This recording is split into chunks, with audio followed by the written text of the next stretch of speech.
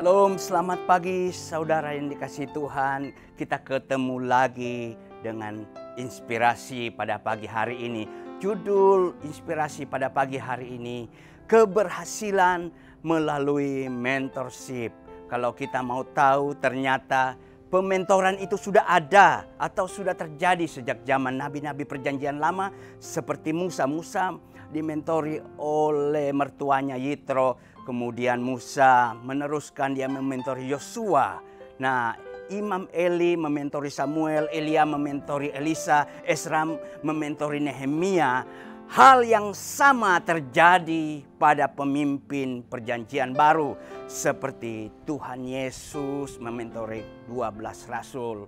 Nah, Barnabas mementori Paulus dan Paulus mementori Timotius. Dan sepanjang sejarah manusia, pementoran ini merupakan hal yang bukan asing, saudara yang kasih Tuhan.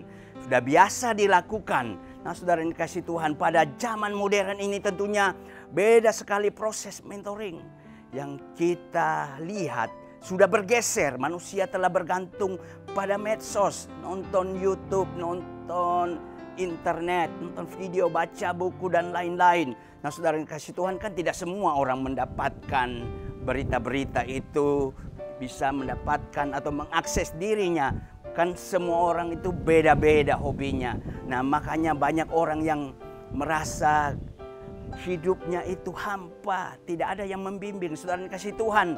Makanya Rasul Paulus membimbing Timotius di dalam 2 Timotius 2 ayat yang kedua, diajarkan bahwa dikatakan Paulus, ajaran yang dahulu sudah kau dengar dari saya di depan banyak orang, hendaklah itu kau percayakan kepada orang-orang yang dapat dipercayai dan cakap mengajar orang lain.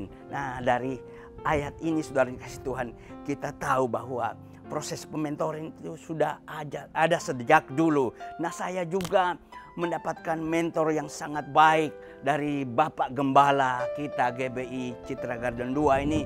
Dulu Bapak Gembala itu pernah di Sulawesi Tengah, ya, PKN dulu.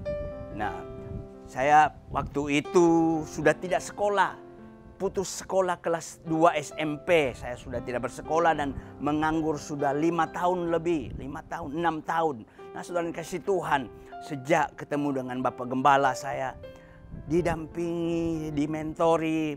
Saya ditanya, kamu kenapa tidak sekolah? Kamu harus sekolah, kamu punya masa depan yang baik. Itu yang saya merasa terpukul, dikatakan berarti saya harus bersekolah, saya punya masa depan yang baik. Nah, dari situlah Bapak Gembala tidak hanya berkata doang dengan mulutnya, tapi dia juga mengajak saya ketemu guru-guru yang ada di sekolah-sekolah swasta. Kemudian akhirnya ketemu salah satu kepala sekolah. Saya akhirnya dibuatkan raport dari kelas 1 SMP sampai kelas 3 SMP. Oh, ini cara Tuhan yang luar biasa. Tuhan menggerakkan kepala sekolah itu membuat raport. Nah, saudara kasih Tuhan, dari situ saya bisa mengikuti ujian persamaan dan saya akhirnya lulus. Dan saat itu saya bisa masuk sekolah lagi SMA. Nah, saudara kasih Tuhan, luar biasa. Di SMA saya bisa berkarya dengan luar biasa, ya.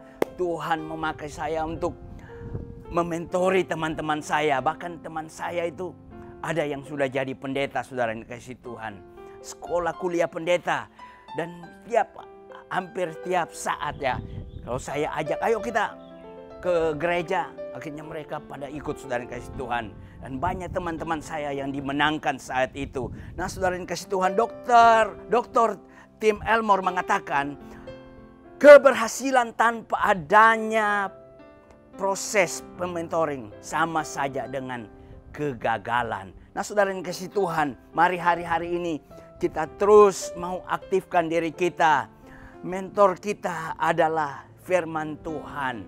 Tuhan sendiri di Alkitab harus kita baca. Ada kekuatan baru, memberikan dorongan semangat yang luar biasa. Hari-hari ini seperti saya mau katakan, orang yang bersemangat dapat menanggung penderitaannya. Biarlah kebenaran firman Tuhan ini diinspirasi terus memberkati kehidupan kita. Amin.